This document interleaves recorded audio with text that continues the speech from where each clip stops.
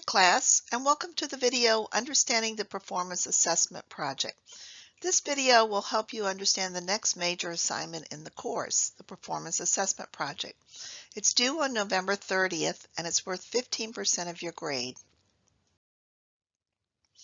Everything we're going to be talking about is, as usual, in the Assignments folder on the course site.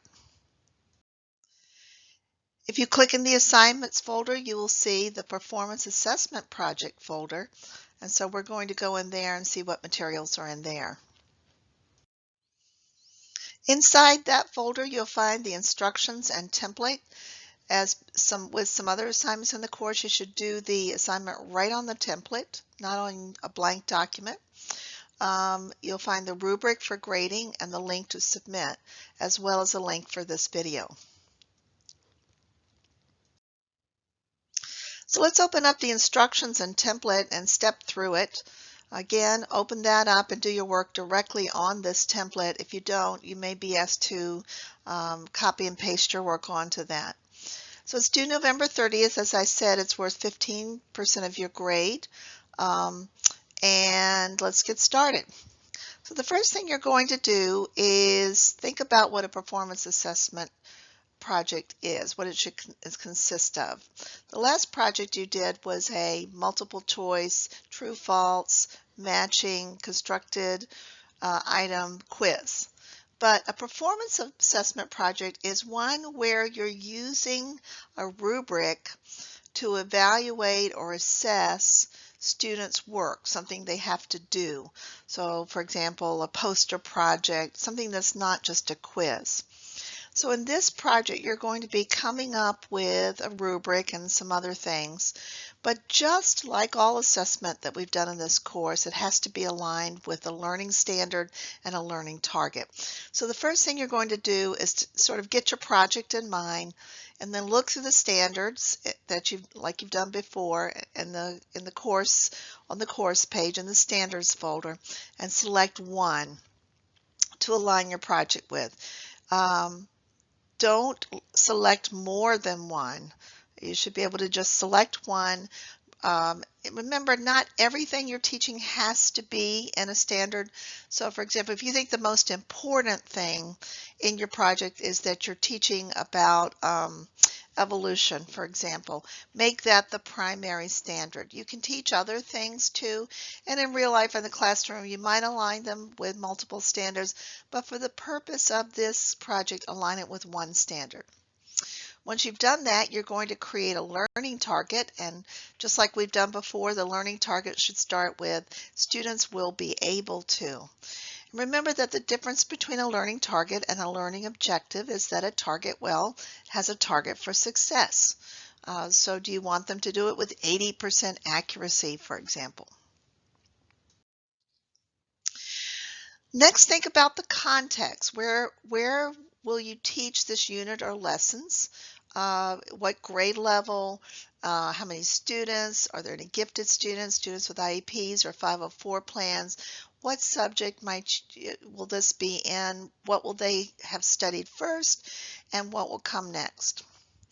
And then you're going to describe a lesson or lessons that you might use to cover the learning target. You don't have to develop a whole lesson plan, but in a few paragraphs describe the lesson or lessons leading up to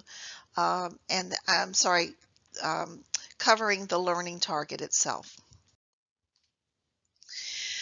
Next, and this is the real meat of the assignment, think of a performance task students might use to demonstrate they have mastered the learning target. So this shouldn't just be, I'm going to give them a quiz. A performance task is something they have to do to show that they've mastered a performance learning target. So for example, if you're asking them to learn how to tie their shoes, then you have to have a performance task where they tie their shoes, and you have to have something to assess whether they know how to do that.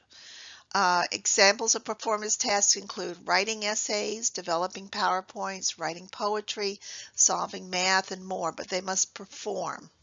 It should be sufficiently complex to warrant a rubric, not something you can grade by simply marking answers right or wrong. So you're going to describe that performance task. Next, you're going to develop 2 rubrics to assess the performance task. One is a teacher rubric and one is a student rubric. So what's the difference between these two? Well, the teacher rubric is for you to use to score the performance task. And the student rubric is you translating that score into a kid-friendly student rubric and giving that to the students. So important things to understand about the teacher rubric: it should be well suited to the task and the grade level. The criteria in the rubrics should be well aligned with the learning target or objectives and the standards. The descriptions of criteria are teachable, identifiable, and measurable. And the continuum between the levels, so what constitutes an excellent, what constitutes an on task, or an on level rather, what constitutes a below level, for example.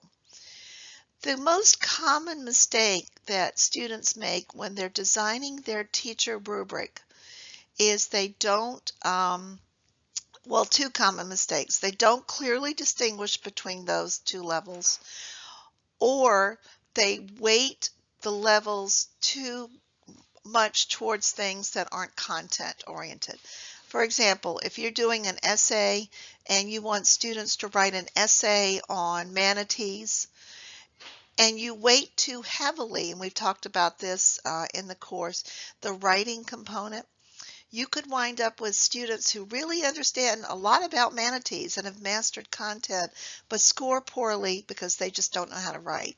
So make sure the things that are not content specific, like writing, you can include them, just weight them less heavily unless writing is what you're assessing, and then that's different.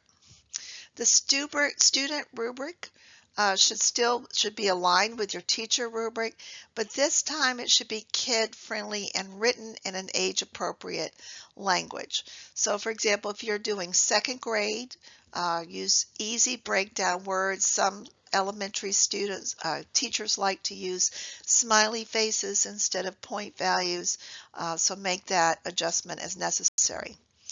You're going to run a Flesch-Kincaid reading level on your student rubric and enter that grade there. You're going to write a justification, sorry about that, in which you support your choices for the rubric.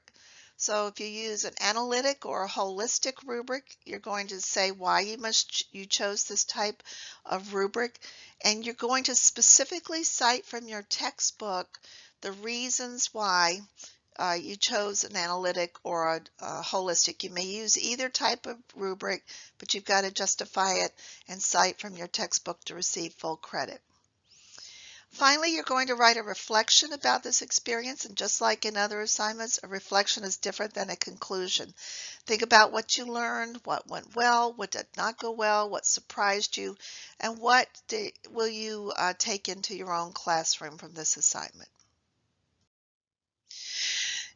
Inside the folder on the course site, you'll also find the grading rubric. I won't go over everything, but you can look and see exactly how your project's going to be graded. Any questions? Please feel free to email me at nhalbrenner@mercy.edu or through the course site. Thanks, everybody.